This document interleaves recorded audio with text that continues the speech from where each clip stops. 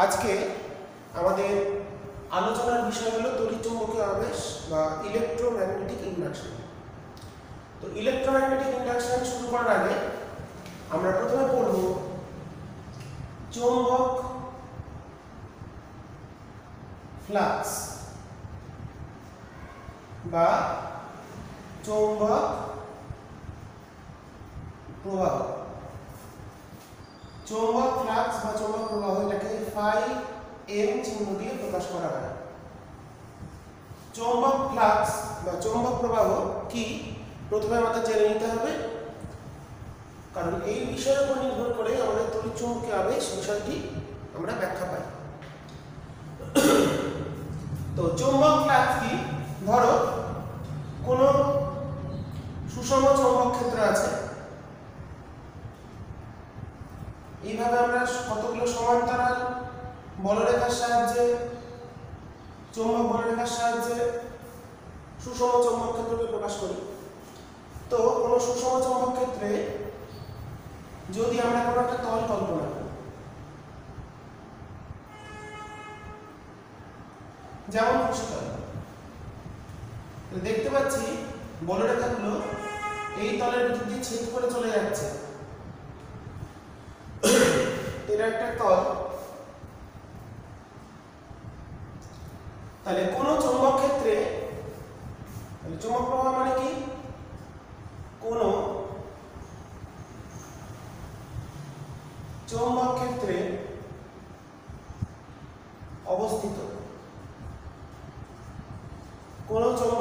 অবস্থিত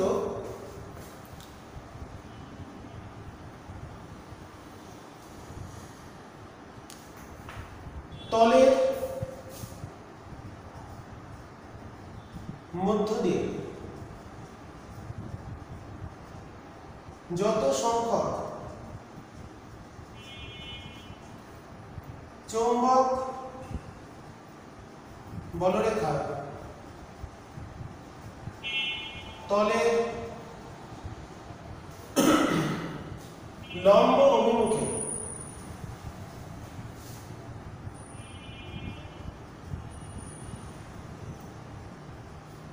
অতিক্রম করে বা অতিক্রান্ত হয়, সেই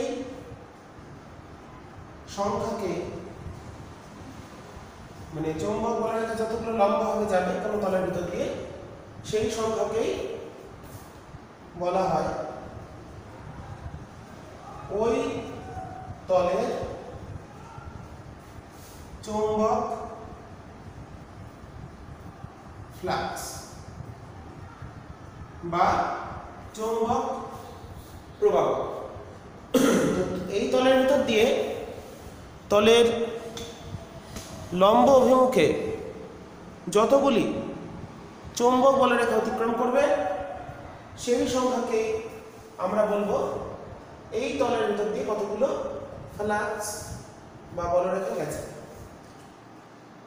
তো গাণিতিকভাবে ভাবতে গেলে তোমাদের এখন সিলেবাস বহির্ভূত হলেও চৌম্বক ফ্লাক্স মানে ফাই এম দিয়ে চৌম্বক ফ্লাক্স লেখা হয়। চৌম্বক ক্ষেত্র ভেক্টর এবং ক্ষেত্রফল ভেক্টর এই দুটো ভেক্টরের গুণফল হলো চৌম্বক ফ্লাক্স। ঠিক আছে? তো এই দুটো ডট গুণ করলে, স্কেলার গুণ বা ডট গুণ করলে এটাকে ডট গুণ বলা হচ্ছে। তাহলে বিটা হচ্ছে ক্ষেত্র চৌম্বক ক্ষেত্র ভেক্টর এবং এক্সট্রা হচ্ছে শুধু ক্ষেত্র ভেক্টর। ক্ষেত্রফল একটা ভেক্টর রাশি, এই দুটো ভেক্টরকে যদি ডট গুণ করি তাহলে আমাদের চৌম্বক ফ্লাক্স আমরা নির্ণয় করতে পারি। ঠিক আছে? তো এবার চৌম্বক ক্ষেত্রের একক হচ্ছে ওয়েবার পার মিটার স্কয়ার আর ক্ষেত্রফলের একক হচ্ছে মিটার স্কয়ার। তার মানে চৌম্বক ফ্লাক্স, তাহলে এই দুটো গুণ করলে মিটার স্কয়ার কেটে গেল, তাহলে ফাই এম বা চৌম্বক প্রবাহের একক হচ্ছে এসআই তে এসআই একক হচ্ছে ওয়েবার, ডব্লিউবি এসআই একক হচ্ছে চৌম্বক ফ্লাক্সের ওয়েবার। ঠিক আছে, এরপর চলে আসি যদি সিজিএস এ যাই। সিজিএস পদ্ধতিতে একক যদি আমরা হিসাব করি সেটা হচ্ছে ওরস্টেড বা ম্যাক্সওয়েল।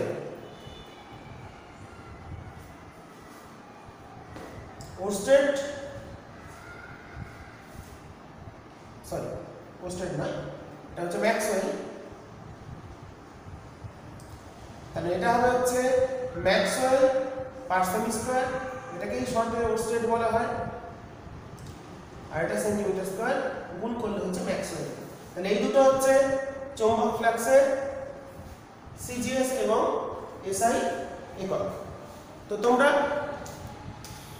এই পর্যন্ত বিষয়টা ভালো করে দেখে নাও।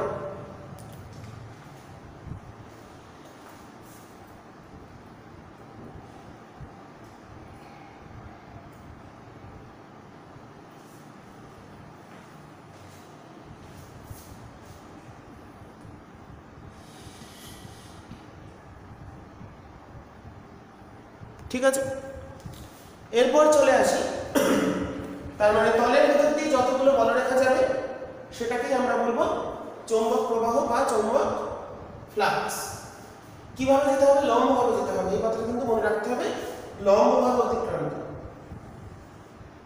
লম্ব অভিমুখে অতিক্রান্ত যতগুলো বলরেখা হবে সেটা হচ্ছে তার চৌম্বক ফ্লাক্স। এরপর আমাদের আলোচনায় আমরা আসবো তড়িৎচুম্বকীয় আবেশ সংক্রান্ত বা তড়িৎচুম্বকীয় আবেশ জিনিসটা কি।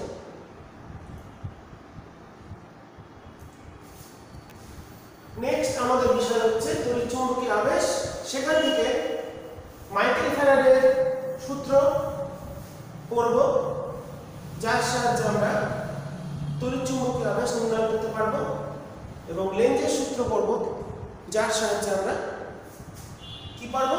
দিক অভিনয়, তড়িৎচুম্বকীয় আবেশের দিক। তো তড়িৎচুম্বকীয় আবেশ কি? কোন চৌম্বক ক্ষেত্রের সাপেক্ষে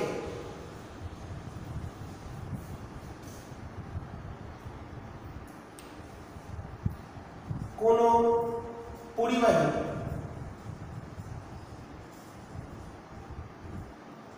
আপেক্ষিক গতি থাকলে,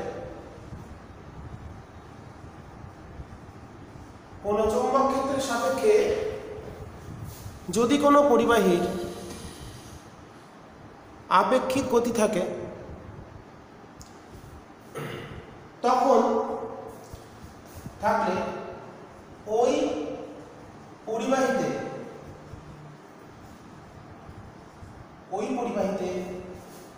তড়িৎ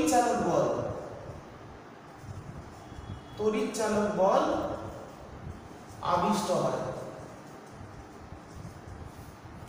হয়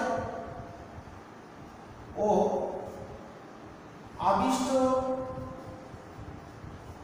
প্রবাহ মাত্রার পরিবাহীর মধ্য দিয়ে আবিষ্ট প্রবাহ মাত্রার সৃষ্টি হয়। মনে রাখতে হবে এই যে আবিষ্ট তড়িৎচালক বল বা আবিষ্ট প্রবাহ মাত্রা, এগুলো সবই হচ্ছে পরিবর্তী প্রবাহ। তড়িৎচুম্বকীয় আবেশের মাধ্যমে আমরা পরিবর্তী প্রবাহ তৈরি করতে পারি, সেটাও আমরা দেখব। জেনারেটর, আমরা জানি জেনারেটর বা ডায়নামো এই নীতিতে কাজ করে। তার মানে কি হলো? কোনো চৌম্বক ক্ষেত্রের সাপেক্ষে ধরো কোনো একটা, জাস্ট এক্সাম্পলে আসি, ধরো কোনো একটা পরিবাহী কুণ্ডলী আছে, আমরা কি করলাম? এর কেন্দ্রগামী অক্ষ বরাবর একটা চৌম্বক নিলাম, দণ্ড চৌম্বক। ম্যাগনেটিক ডাইপোল, ম্যাগনেটিক ডাইপোল নিয়ে কি করলাম আমরা,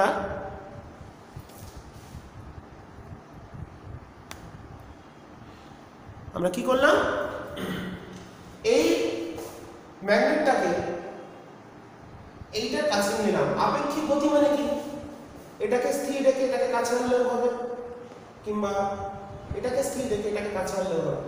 যদি আমি সঙ্গে সঙ্গে দেখব এখানে একটা ঘড়ির কাঁটার বিপরীত দিকে তড়িৎ প্রবাহ সৃষ্টি হয়েছে, এবং এটা যত কাছে আসছে আপেক্ষিক গতি যতক্ষণ বজায় থাকছে ততক্ষণই এই প্রবাহটা পাওয়া যাচ্ছে। এই প্রবাহের দিকটা আমি শিখিয়ে দেবো কীভাবে হয়, সেটা এখন আমাদের আলোচ্য বিষয় নয়। যদি কাছে আসে তাহলে অ্যান্টি ক্লকওয়াইজ কারেন্ট ফ্লো করবে। যদি আমরা উল্টোটা করি, নর্থ পোলকে কাছে এনেছিলাম, সাউথ পোলকে যদি কাছে আনি কিংবা এটাকে দূরে নিয়ে যাই, যদি সাউথ পোলকে কাছে আনি দেখবে এখানে একটা ঘড়ির কাঁটার দিকে তড়িৎ প্রবাহ সৃষ্টি হচ্ছে।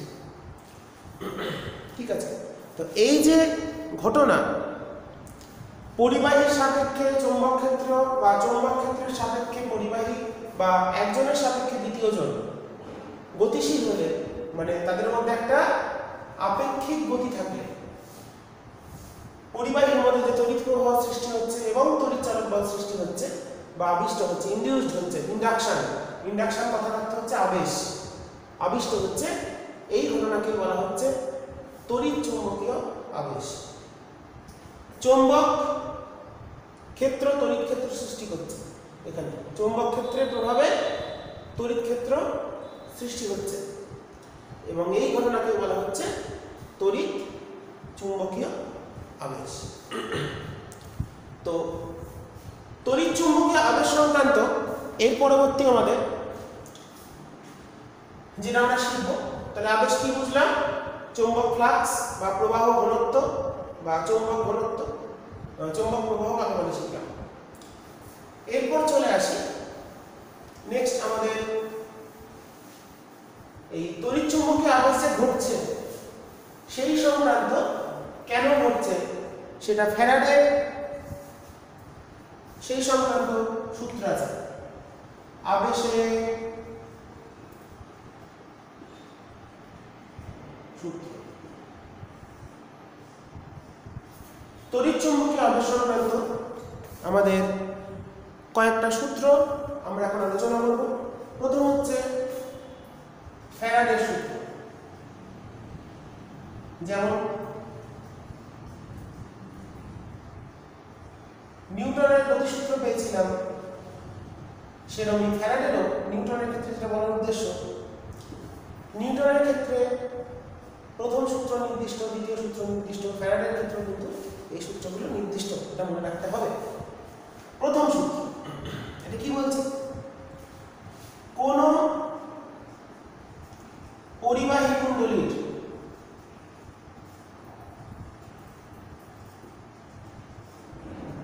মধ্যে দিয়ে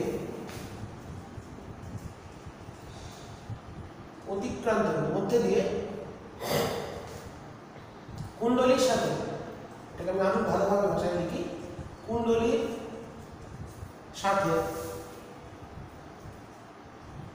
জড়িত মানে রিলেটেড চৌম্বক প্রবাহের পরিবর্তন হলে কুণ্ডলীতে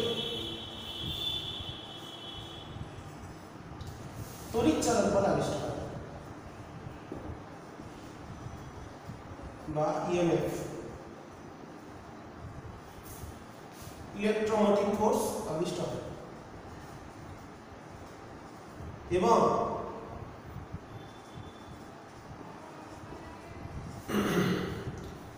চৌম্বক প্রবাহের পরিবর্তন যতক্ষণ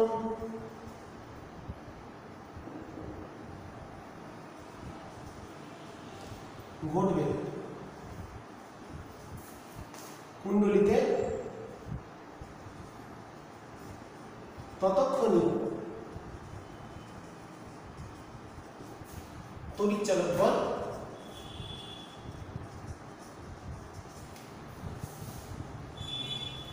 আবিষ্ট হবে।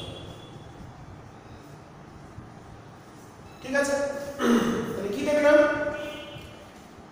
কোন পরিবাহী কুণ্ডলীর মধ্য দিয়ে কুণ্ডলীর সাথে জড়িত চৌম্বক প্রবাহের যদি পরিবর্তন ঘটে তাহলে কুণ্ডলীতে তড়িৎচালক বল আবিষ্ট হয় এবং যতক্ষণ চৌম্বক প্রবাহের পরিবর্তন ঘটবে ততক্ষণই আমাদের তড়িৎচালক বল আবিষ্ট হবে। তার মানে যদি একটু ক্লোজ করে দিই, যদি চৌম্বক প্রবাহের পরিবর্তন না ঘটে, যদি চৌম্বক প্রবাহের পরিবর্তন না ঘটে তাহলে তড়িৎচালক বল আবিষ্ট হওয়া বন্ধ হয়ে যাবে। তো এটা হলো প্রথম সূত্র। এরপর চলে আসি দ্বিতীয় সূত্র। কুণ্ডলীতে দ্বিতীয়টা হচ্ছে আবিষ্ট তড়িৎচালক বলের মান পরিমাপক সূত্র। এখানে কোনো দিক নির্ণয় করা যাবে না। কুণ্ডলীতে আবিষ্ট ইএমএফ, আমি পুরো লিখলাম না, ইএমএফ এর মান কুণ্ডলীর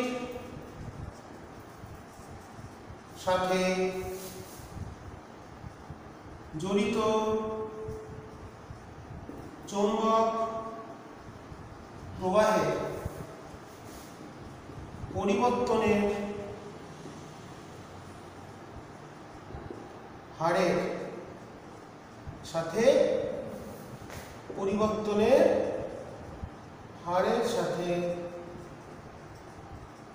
সমানুপাতিক। তাহলে কোন কুণ্ডলীতে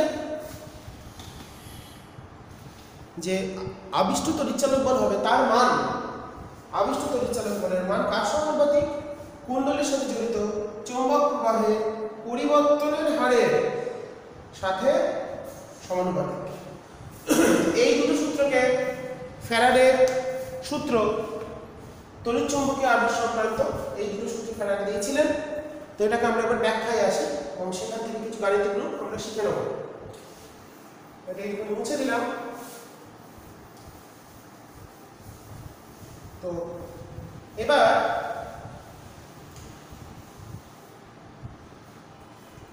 ধরো যেটা আগে ছবি এঁকেছিলাম সেটাই রাখি। ধরো এই হচ্ছে আমাদের একটা পরিবাহী কুণ্ডলী, আমরা এখান থেকে একটা নর্থ পোলকে নিয়ে আসবো, একটু দূরে নর্থ পোল আছে, উত্তর মেরু। তো আমরা জানি নর্থ পোল থেকে বলরেখাগুলো বেরিয়ে আসে।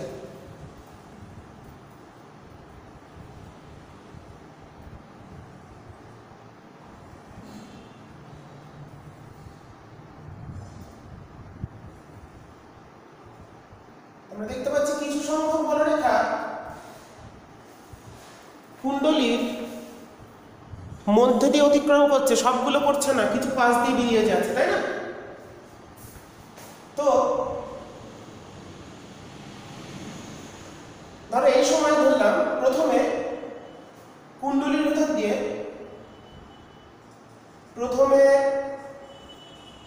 কুণ্ডলীর মধ্য দিয়ে অতিক্রান্ত বা জড়িত যা খুশি চৌম্বক প্রবাহ সমান φ1 φm1। প্রথমে তাহলে কতগুলো চৌম্বক প্রবাহ যাচ্ছিল? φm1 খানা। এবার আমরা কি করছি? নর্থ পোলটায় কাছে আছে, কাছে আছে কি বলরেখার সংখ্যা বাড়বে না কমবে? যত কাছে আসবে, যদি এখানে থাকতো, যদি কাছে আসে একটুখানি কাছে চলে আসবে, তো দেখো বলরেখা কিন্তু অনেক বেশি যাচ্ছে। ডেল্টা টি সময় পর এই চৌম্বক প্রবাহ হয়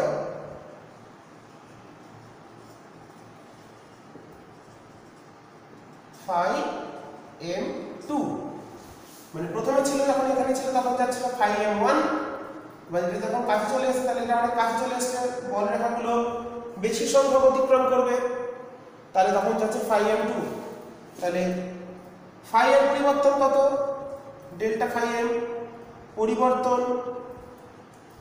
পরিবর্তন আমরা পেলাম phi m2 minus phi m1, উল্টোটাও হতে পারত যদি দূরে যেত। অতএব পরিবর্তনের হার কত? পরিবর্তনের হার delta phi m by delta T. Delta T সময় এত, তাহলে একক সময়ে কত, সেটাই হলো পরিবর্তনের হার। সুতরাং phi যতক্ষণ চেঞ্জ হবে এখানে কারেন্ট পাওয়া যাবে, তড়িৎচালক বল পাওয়া যাবে। যদি ডেল্টা phi-টা 0 হয়, ফ্লাক্স চেঞ্জ না হয়, এর সাপেক্ষে আপেক্ষিক গতি শূন্য হয়, তাহলে ফ্লাক্স বা প্রবাহ পরিবর্তন হবে না, তড়িৎ প্রবাহ ঘটবে না। সেকেন্ড ল তাহলে কি বলছে? সুতরাং সেকেন্ড ল অনুসারে আবিষ্ট তড়িৎচালক বলের মান, আবিষ্ট ইএমএফ এর মান সমান ই হলে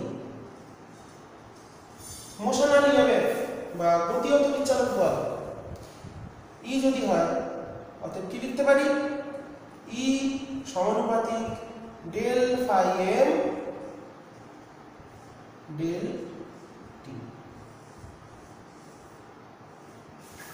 del phi m del t.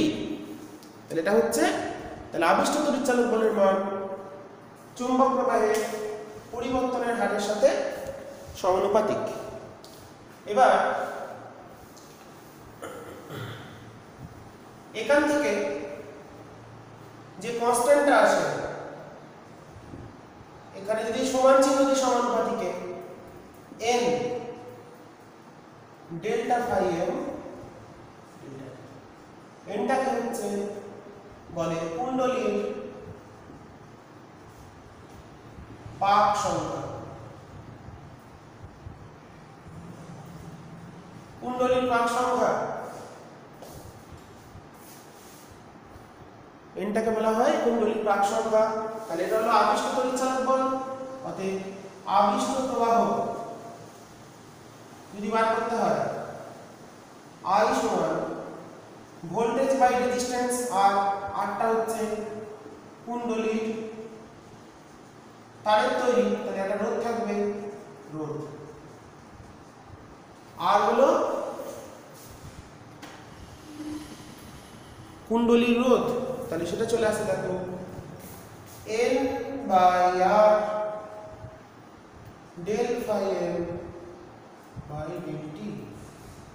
তাহলে এটা হচ্ছে আবিষ্ট তড়িৎচালক বলের মান এবং আবিষ্ট তড়িৎ প্রবাহের মান, দুটোই আমরা পেয়ে গেলাম ফ্যারাডের সূত্র থেকে। তো ফ্যারাডের সূত্র থেকে আবিষ্ট প্রবাহটা কোন দিকে ঘটবে সেই সম্পর্কে কোনো ধারণা পাওয়া যায় না। আমরা এতক্ষণ বলেছি কি, ফ্যারাডের সূত্র কি ব্যাখ্যা করেছে? আবিষ্ট প্রবাহ কখন ঘটবে? চৌম্বক প্রবাহের পরিবর্তন হলে। আবিষ্ট প্রবাহের মান কেমন হবে সেটা নির্ণয় করেছে। তো আবেশের তৃতীয় সূত্র, যার সাহায্যে আমরা আবিষ্ট প্রবাহের অভিমুখ নির্ণয় করি, সেটা এবার চলে আসি।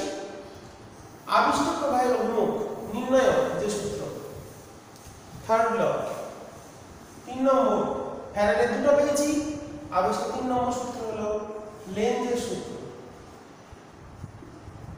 লেন্জের সূত্র তাহলে কি হচ্ছে? কাজ কি? আবিষ্ট ইএমএফ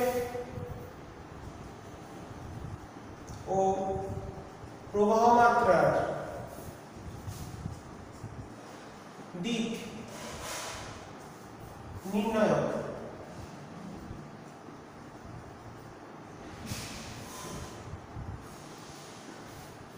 এছাড়াও আমরা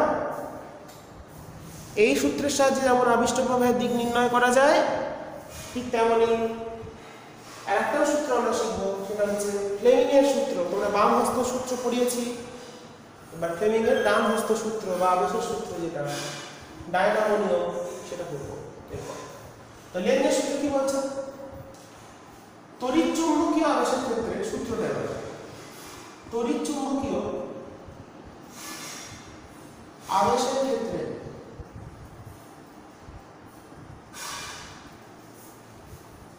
আবিষ্ট প্রবাহের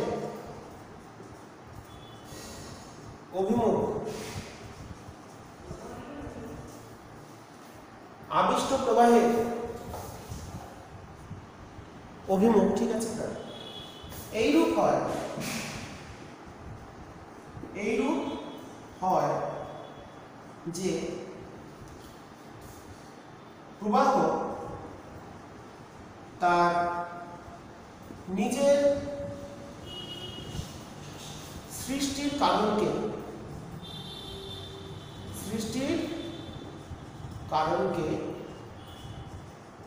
বাঁধা দেবে। খুব সহজ বোঝা, কিন্তু সূত্রটা কেমন হবে? তাহলে তড়িৎ চুম্বকীয় আবেশের ক্ষেত্রে আবিষ্ট প্রবাহের অভিমুখ এইরূপ হয় যে প্রবাহ তার নিজের সৃষ্টির কারণকে বাঁধা দেয়।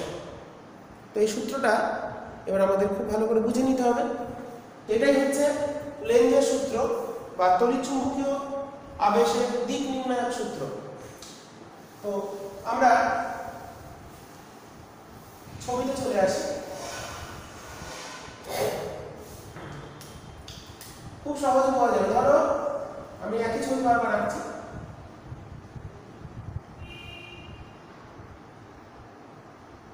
তো আমরা একটা পরিবাহী কুণ্ডলীর অক্ষ বরাবর একটা নর্থ পোলকে নিয়ে যাচ্ছি। তা নর্থ পোলকে যদি নিয়ে যাই তাহলেই ফ্লাক্স চেঞ্জ হবে, কাছে গেলে বাড়বে, দূরে গেলে কমবে। তার মানে সৃষ্টির কারণটা কি? এই যে সূত্র বলছি, সৃষ্টির কারণকে বাধা দেয়, তাহলে সৃষ্টির কারণ এটা একটা বড় প্রশ্ন। সৃষ্টির কারণ আর কিছুই নয়, সেটা হলো নর্থ পোলটা যে তার কাছে আসছে, সেটাই হলো সৃষ্টির কারণ। যদি কাছে না আসতো, এখানে স্থির আবেশ ঘটতো না, এর কাছে আসাটাকে আটকাবে। যদি কাছে আসতে চায় তাহলেও আটকাবে, যদি দূরে যেতে চায় তাহলেও আটকাবে। আলটিমেটলি ফ্লাক্সের পরিবর্তন, প্রবাহের পরিবর্তনকে আটকাবে। তো নর্থ পোলকে বাধা দিতে গেলে, নর্থ পোলকে বিকর্ষণ করে নর্থ পোল, তার মানে এখানে একটা নর্থ পোল সৃষ্টি হবে। তার মানে তড়িৎ প্রবাহটা ঘুরবে কোন দিকে? অ্যান্টিক্লক। অ্যান্টিক্লক মানে নর্থ, আগে আমরা শিখেছি। সিমিলারলি যদি নর্থ পোলটা দূরে যায়, নর্থ পোল যদি দূরে যায় তাহলে আকর্ষণ করবে, তাহলে এখানে একটা সাউথ পোল তৈরি হবে। তাহলে এটা হচ্ছে ঘড়ির কাঁটার বিপরীতে। তাহলে নর্থ পোল কাছে আসলে প্রবাহের দিক হবে ঘড়ির কাঁটার বিপরীত, আর নর্থ পোল দূরে গেলে হবে ঘড়ির কাঁটার দিকে। ঘড়ির কাঁটা যেদিকে ঘুরে সেদিকে তড়িৎ প্রবাহ ঘটবে। তো এবার এখানে আছে চৌম্বক ক্ষেত্র। চৌম্বক ক্ষেত্র কি করে তড়িৎ শক্তি বা চৌম্বক শক্তি কি করে তড়িৎ শক্তিতে রূপান্তরিত হচ্ছে, মানে এখানে কি আদৌ শক্তি সংরক্ষণ হচ্ছে? লেঞ্জের সূত্র কিভাবে ব্যাখ্যা করবে সেটা তো আমাদের পরবর্তী আলোচনার বিষয়। শক্তি সংরক্ষণ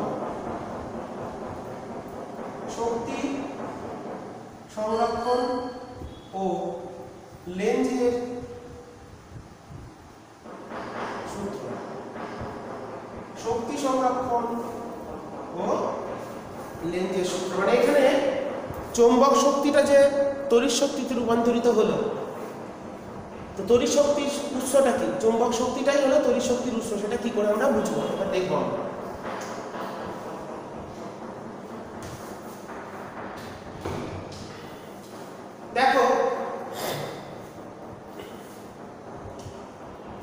যদি আমরা প্রথম ছবিটা ভাবি,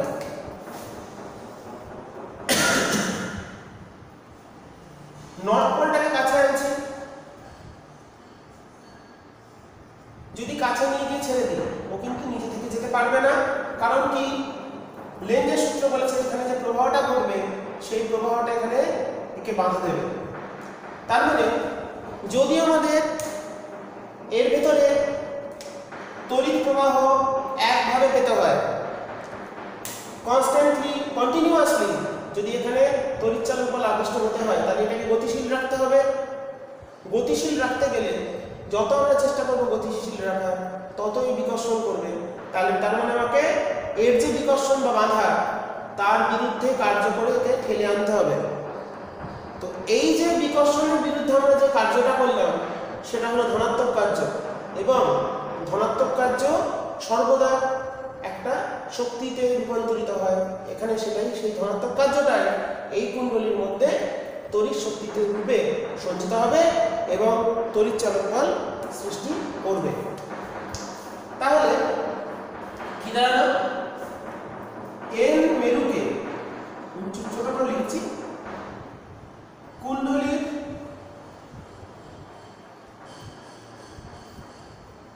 কাছে নিয়ে যাওয়া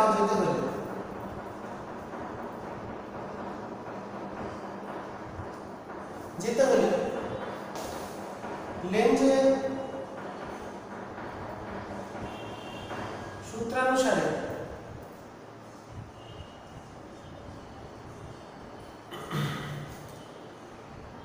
এন মেরুর উপর বাধা সৃষ্টি হবে। সুতরাং সেই বাধা কে অতিক্রম করে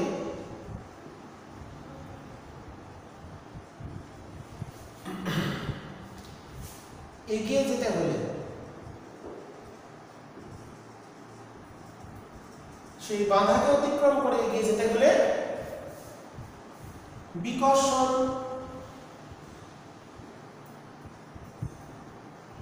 বলের বিরুদ্ধে কিছু পরিমাণ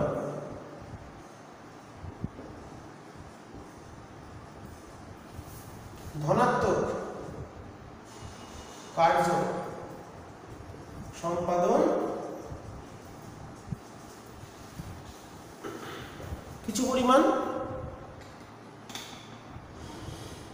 ধনাত্মক কার্য সম্পাদন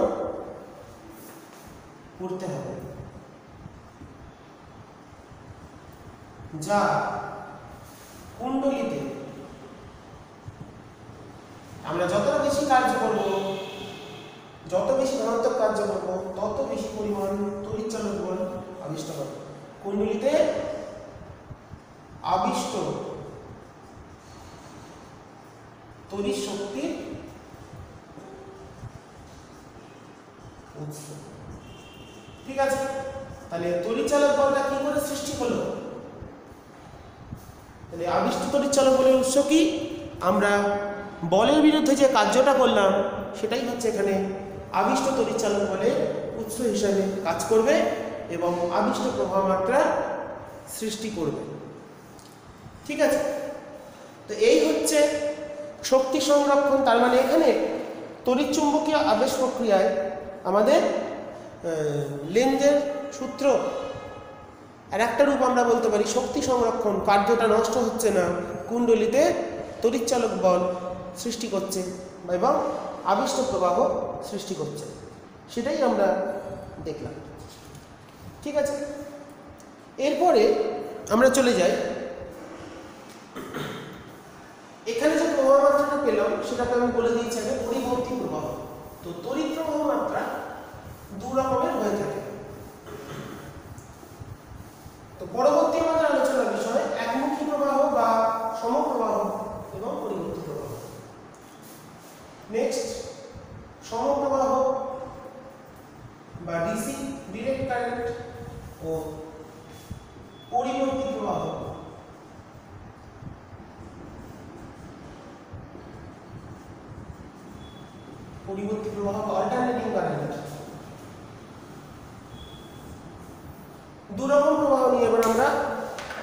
আলোচনা করব।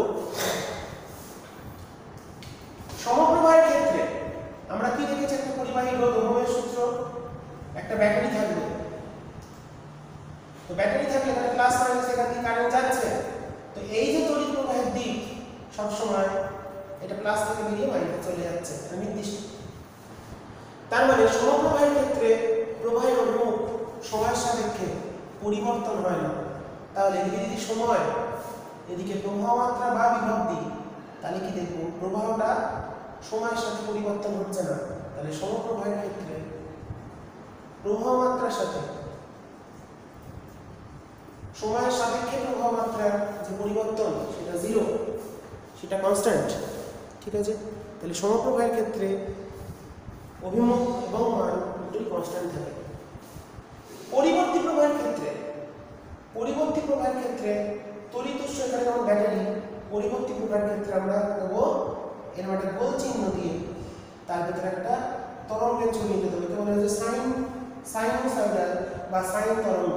পরিবর্তী প্রবাহ হচ্ছে একটা সাইন ওয়েভ, সাইন ওয়েভ বা সাইন তরঙ্গ। মানে যদি আমরা মনে রাখতে পারি তড়িৎচালক বলকে ই দিয়ে লিখি, এটা হচ্ছে E0 sin ওমেগা t। এটাকে বলে E0, এটাকে বলে শীর্ষ মান, তরঙ্গের সমীকরণ। এটা হচ্ছে তড়িৎচালক বলে, আবিষ্ট তড়িৎচালক বলের সমীকরণ। শীর্ষ মান, ওমেগা হলো কম্পাঙ্ক, t হলো সময়। তাহলে দেখতেই পাচ্ছি t এর উপর নির্ভর করছে। t এর মান বিভিন্ন হলে sin থিটা মানটা পাল্টাবে, এটা পাল্টালেই এর মানটা পাল্টে যাবে। ওকে, তো এবার পরিবর্তী প্রবাহের ক্ষেত্রে অভিমুখ, পরিবর্তী প্রবাহের ক্ষেত্রে এসির ক্ষেত্রে অভিমুখ একটি নির্দিষ্ট সময় অন্তর উল্টে যায়, প্লাস মাইনাস উল্টে যায়। মানে আমাদের বাড়ির লাইনে আমরা পরিবর্তী প্রবাহ ব্যবহার করি। বাড়িতে দেখবে যে পাখা চালাচ্ছি, টিভি চালাচ্ছি, লাইট, পাম্প, সব হচ্ছে পরিবর্তী প্রবাহ। সেটার অভিমুখটা প্রতি 0.01 সেকেন্ড। আমাদের বাড়ি ঘরের লাইনের ক্ষেত্রে পরিবর্তনটা হয় 0.01 সেকেন্ড অন্তর, আর প্লাস মাইনাস অল্টারনেটিং, তাই নাম হচ্ছে পরিবর্তী প্রবাহ। তো এর ক্ষেত্রে শুধুমাত্র দিকই পাল্টায় না, মানটাও পাল্টে যায়। এদিকে যদি আমরা পরিবর্তী প্রবাহ বা তড়িৎচালক বলে গ্রাফ আঁকি, কেমন দেখতে পাবো, একদম তরঙ্গের মতো। এইটাই হচ্ছে শীর্ষ মান, সর্বোচ্চ মানে পৌঁছেছে। তাহলে 0 থেকে শুরু করে শীর্ষ, দেখো এটা প্লাস আর এটা মাইনাস। এটাকে যদি আমরা কি বলি, এই টাইমটাকে বলে পর্যায়কাল। তোমরা তরঙ্গ পড়েছিলে, তার মানে অর্ধ পর্যায়কাল হলো t/2। তাহলে কতক্ষণ অন্তর অন্তর পাল্টাচ্ছে, 0 থেকে t/2 প্লাস, t/2 থেকে t হচ্ছে মাইনাস। তার মানে t/2 সময় অন্তর এই যে নির্দিষ্ট সময় অন্তর, এটাই হচ্ছে t/2 বা অর্ধ পর্যায়কাল অন্তর। দিক উল্টে যাবে। ঠিক আছে, এবং আমাদের বাড়িতে যে পরিবর্তী প্রবাহ ব্যবহার করি তার অভিমুখ তাহলে কতক্ষণ, অর্ধ পর্যায় t/2টা এটা আমাদের বাড়ি ঘরের ক্ষেত্রে। এবং তার কম্পাঙ্ক, আমাদের বাড়িতে যে মেন লাইন আসে, বিদ্যুৎ সরবরাহ লাইন, তার কম্পাঙ্ক মনে রাখবো 50 হার্জ।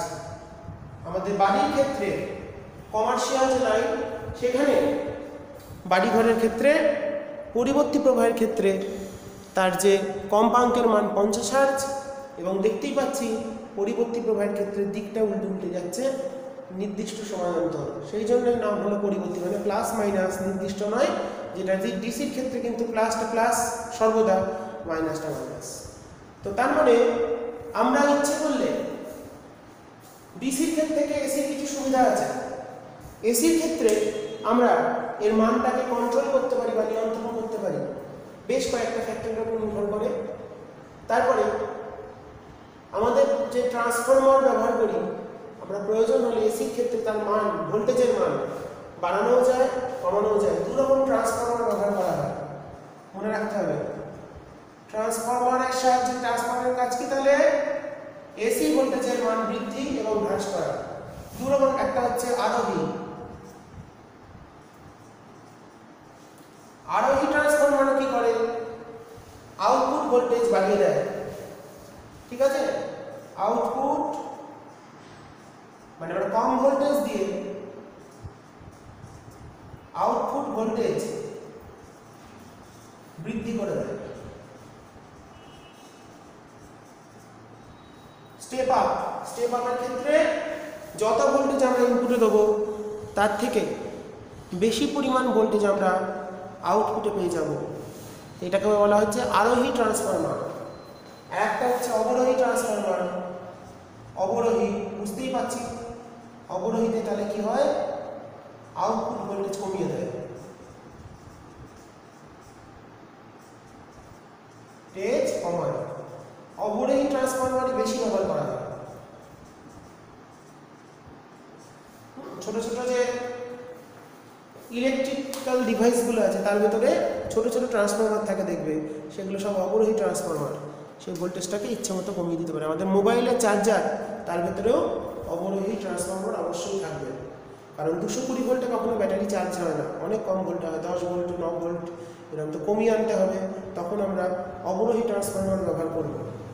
আর যদি বাড়াতে চাই তাহলে আরোহী ট্রান্সফরমার ব্যবহার করব। এই দু রকমের ট্রান্সফরমার ব্যবহার করা হয়। এবার চলে আসি পরিবর্তী প্রবাহ তৈরি করা। এটা দিয়ে আমি লাস্ট আলোচনা করে শেষ করব। পরিবর্তী প্রবাহ কি করে তৈরি হয়, তো সেটা হচ্ছে আমাদের এরপর দেখতে হবে। 1 মিনিট অপেক্ষা করো।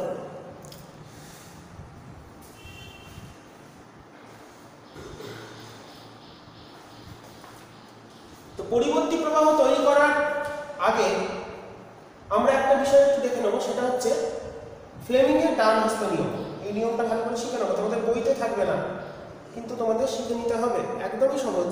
বাম হস্ত নিয়ম যেমন শিখেছ, ডান হস্ত নিয়মটাও অনুরূপভাবে একই রকম। সেটা আমরা একটু বুঝে নেব। তারপরে চলে যাব এসি ডায়নামো কার্যবিধিতে, যেখানে পরিবর্তী প্রবাহ উৎপন্ন হবে এবং সেটা ডায়নামো বা জেনারেটর বলা যেতে পারে। সেটা কি করে কাজ করে এবং কি করে পরিবর্তী প্রবাহ উৎপন্ন হয় সেটাও আমরা একটু দেখে শুনে নেব। ভালো করে বোঝার জায়গা, ভালো করে দেখে নেব। এরপর তাহলে আমাদের আলোচনার যে বিষয়বস্তু চলে আসে, ফ্লেমিংয়ের ডান হস্ত নিয়ম।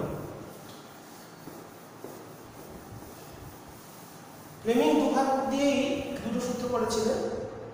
তো আগেরটা ছিল যে মোটর নিয়ম, বাল্যচক্র কাজ করেছিল, তাই তো, ডিসি মোটর কাজ করেছিল। এবার হচ্ছে ডান হস্ত নিয়ম। ডান হস্ত নিয়ম তোমাদের এই দিক দিয়ে দেখিয়ে দিই। ডান হাতে প্রথম 3টে আঙুলকে যদি সমকোণে রাখি, বৃদ্ধাঙ্গুলি তর্জনী মধ্যমা সমকোণে রেখে এই বরাবর যদি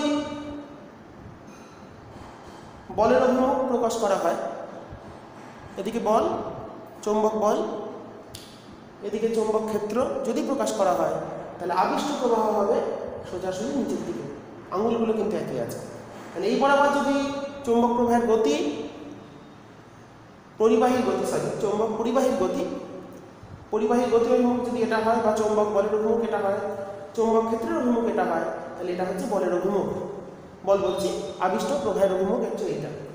তো সেটাই হচ্ছে আমাদের ফ্লেমিংয়ের ডান হস্ত নিয়ম। ফ্লেমিংয়ের ডান হস্ত বা দক্ষিণ হস্ত নিয়ম।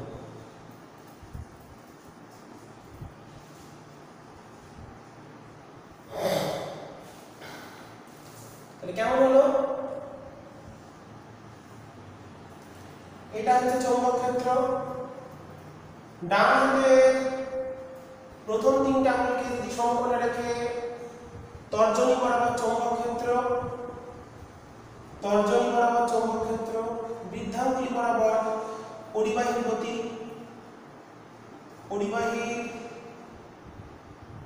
গতি বা চৌম্বক বল,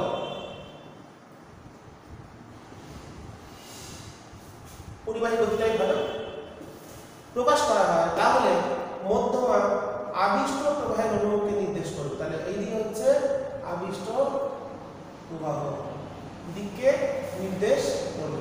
এটাই হচ্ছে ট্রেনিংয়ে তোমরা এইটুকুনি মনে রাখো, চৌম্বক বলের থেকে পরিবাহী গতিটা ভালো। তার মানে কি হলো, এইটা চৌম্বক ক্ষেত্র, এইদিকে চলে আসছে আমাদের পরিবাহীর গতি যদি হয় তাহলে এইদিকে হবে আবিষ্ট প্রবাহের অনুমুখ।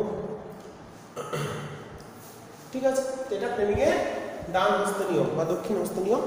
তো এরপর চলে যাচ্ছি আমরা এসি জেনারেটর বা এসি ডায়নামো কি করে কাজ করে এবং কি করে পরিবর্তী প্রবাহ উৎপন্ন হয়।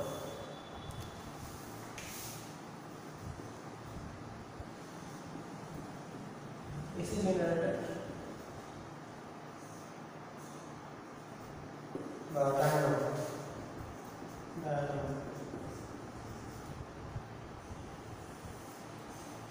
চৌম্বক ক্ষেত্রে কোন একটা পরিবাহীকে ঘুরিয়ে আমরা কি করব, পরিবর্তী প্রবাহ উৎপন্ন করব। তো এসি ডায়নামো কি করে কাজ করে সেটা আমাদের দেখতে হবে।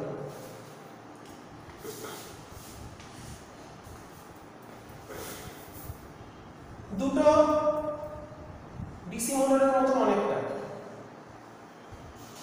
শক্তিশালী, এটা আমি এখানে লিখি চৌম্বক ক্ষেত্র আগের দিনের মতনই নেওয়া হবে। তার মানে এখানে চৌম্বক ক্ষেত্রটা কাজ করছে ওইদিকে। এবার এখানে ডায়নামো যে আর্মেচার এটাকে স্থাপন করা হলো।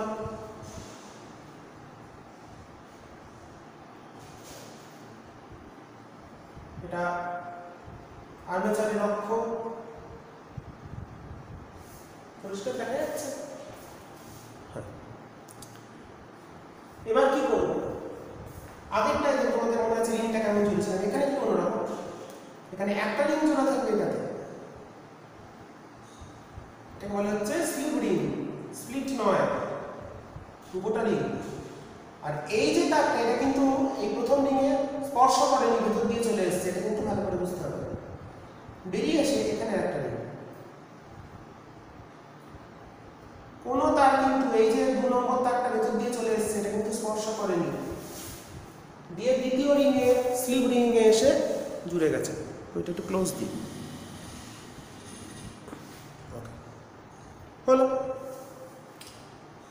তো নাম দিয়ে আমরা কি করছি, তখন এটাকে আমরা নির্দিষ্ট বেগ নিয়ে ঘোরাবো। পরিবাহীর গতি এইভাবে ঘুরছে, এরকমভাবে ঘুরে যাচ্ছে, তার সঙ্গে রিংগুলো ঘুরছে। তো রিংয়ের সঙ্গে গ্যাস কার্বন নিয়মিত ব্রাশ থাকবে, আগের দিনের মতো স্পর্শ করে থাকবে।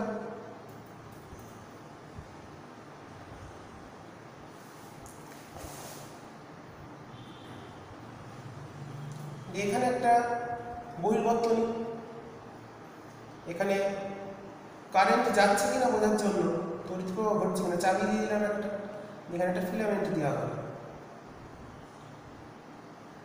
ফিলামেন্ট মানে বাল্ব যুক্ত করা হলে এখানে রোধ আছে। এই হচ্ছে এসি ডায়নামো বা জেনারেটরের কাজ।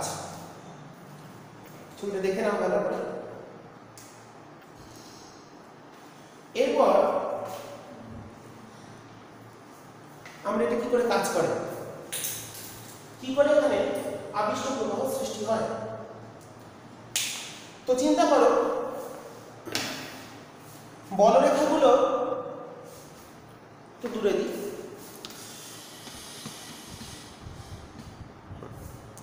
তো বলরেখাগুলো তো এইভাবে যাচ্ছে, তোমরা দেখতে পাচ্ছ এইভাবে যাচ্ছে। আর আর্মেচারটা যেমন আছে, এটা বলরেখা হচ্ছে এই সাইডে গেছে বলরেখা, আমি আর দেখালাম কিন্তু আর্মেচারটা এরকম আছে। এবার এইটাও ঘুরতে শুরু করছে, যখন এরকম আছে তাহলে বলরেখাগুলো কিন্তু ছেদ করছে না, তাহলে ফ্লাক্স বা প্রবাহ জিরো, অতিক্রান্ত প্রবাহ।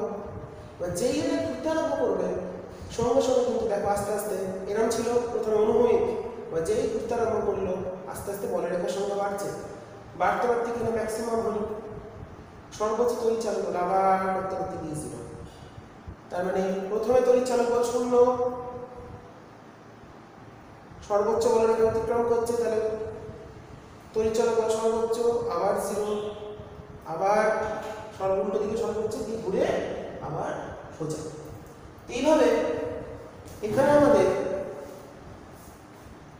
পরিবর্তী প্রবাহ তৈরি হচ্ছে। কি পরিবর্তীটা বুঝতে হবে। নাম দিলাম ধরো এটা পি রিং, এটা কিউ রিং। দেখি আমাদের এই হচ্ছে চৌম্বক ক্ষেত্র। তাহলে এখানে এটা এদিকে ঘুরছে, মানে এদিকে গতিটা কোন দিকে? পরিবাহীর নিচের দিকে, এদিকে একটা উপরের দিকে। এবার ভালো করে বুঝে নাও। দেখো এই হচ্ছে চৌম্বক ক্ষেত্র, পরিবাহীটা যাচ্ছে নিচে। আমি এই বাহুটার কথা বলছি, এই ক্ষেত্রে চৌম্বক ক্ষেত্র এই সাইডে, পরিবাহী নিচে, তাহলে কারেন্টটা কোন দিকে যাবে? এইদিকে, মানে বি থেকে এতে কারেন্ট যাবে। সিমিলারলি এই বাহুর ক্ষেত্রে যদি ভাবি, চৌম্বক ক্ষেত্রের দিকে পরিবাহী যাচ্ছে উপরে, তাহলে কারেন্ট যাবে বি থেকে সি তে। মানে কারেন্টটা এই দিক দিয়ে এলো, এখানে এলো, এখানে এলো, এর ভেতর দিয়ে চলে এলো এখানে, এদিকে এলো, এখান দিয়ে ঘুরে এদিকে গিয়ে এখান দিয়ে হয়ে এই চলে গেল। ঠিক আছে, এবার তাহলে এটা হলো কারেন্টটা কোন দিকে ঘুরলো? আমরা দেখলাম এদিকে। তাহলে যতক্ষণ এরম থেকে এরম পুরো না ঘুরে যাচ্ছে ততক্ষণ এদিকে ঘুরবে অ্যান্টি ক্লক। এবার যখন এটা ঘুরে উল্টো দিকে চলে আসছে, মানে সিডি চলে আসছে এখানে, এডি চলে আসছে এখানে, তাহলে তখন ছবিটা কেমন হবে? সেই ছবিটা আমরা একটু দেখি, তাহলে জিনিসটা আরো ক্লিয়ার হয়ে যাবে। দুটো ছবি আমি পাশাপাশি রাখছি।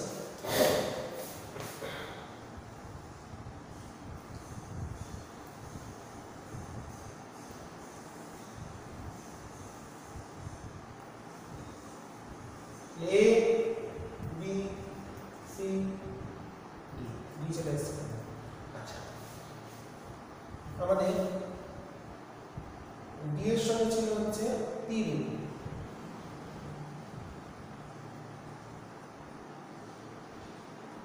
আর এই তারটা ভেতর দিয়ে এসে Q তে।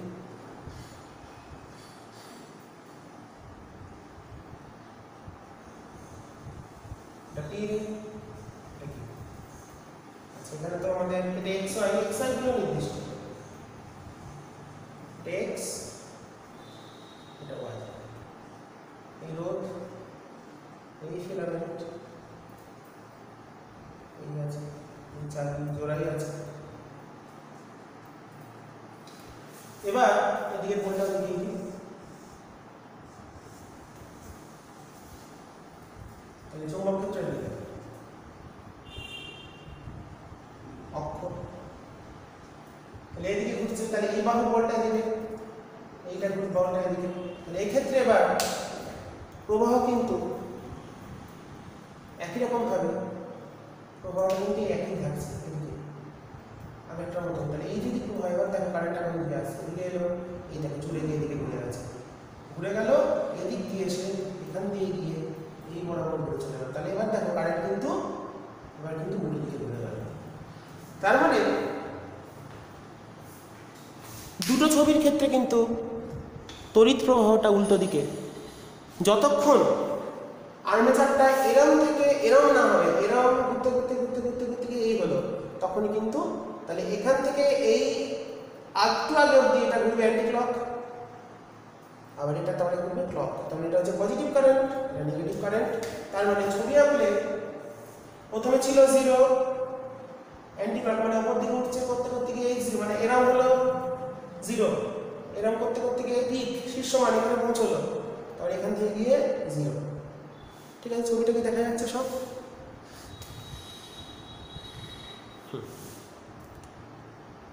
দেখো 0 ছিল, 0 এই করতে করতে করতে গিয়ে শীর্ষ পৌঁছালো, ম্যাক্সিমাম হলো, এই করতে করতে 0। এবার কিন্তু তাহলে 0 থেকে 180 এটা কিন্তু অ্যান্টি ক্লক, মানে প্লাস। এবার ক্লকওয়াইজ হয়ে গেছে, তার মানে আবার 0 থেকে বাড়তে বাড়তে গিয়ে নেগেটিভ ম্যাক্সিমাম হয়ে আবার 0 থেকে মাইনাস।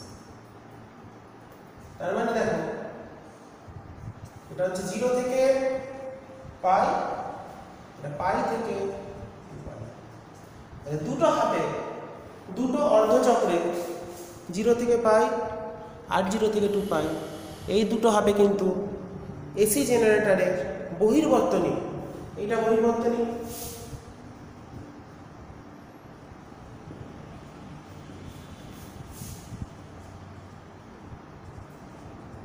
বহির্বর্তনীতে কিন্তু প্রবাহ মাত্রাটা দ্বিগুণ হয়ে যাচ্ছে, কিন্তু এখানে কিন্তু কারেন্ট একই দিকে ঘুরছে, এই দিকেই ঘুরছে কারেন্ট। তাহলে এই বর্তনীতে যেটা আমাদের সার্কিট লাইট জ্বালাবো সেখানে কারেন্টের দিকটা পাল্টালেও এই বর্তনীতে কারেন্টের দিক কিন্তু পাল্টাচ্ছে না। আর্মেচার বর্তনীর প্রবাহ একই দিকে, কিন্তু বহির্বর্তনীর প্রবাহ মাত্রা উল্টে যাচ্ছে।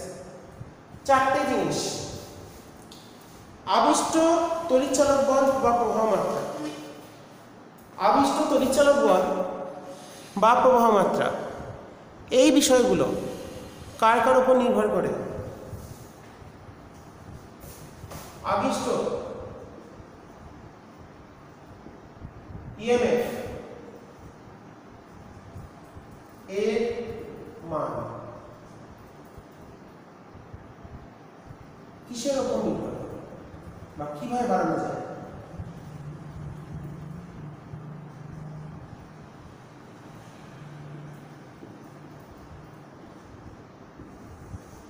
আবিষ্ট ইএমএফ, তো আমরা এখানে কি কি পাচ্ছি? 1 নম্বর তো আর্মেচারের ক্ষেত্রফল, কারণ বলরেখার সংখ্যা অতিক্রম করবে, বেশি যদি ক্ষেত্রফল হয় বেশি বলরেখা অতিক্রম করবে, বেশি বলরেখা অতিক্রম করলে ফ্লাক্স বেশি যাবে, ফ্লাক্স বেশি হলে তড়িৎচালক বল বেশি। 1 নম্বর আর্মেচারের ক্ষেত্রফল, আর্মেচারের ক্ষেত্রফল A সমানুপাতিক।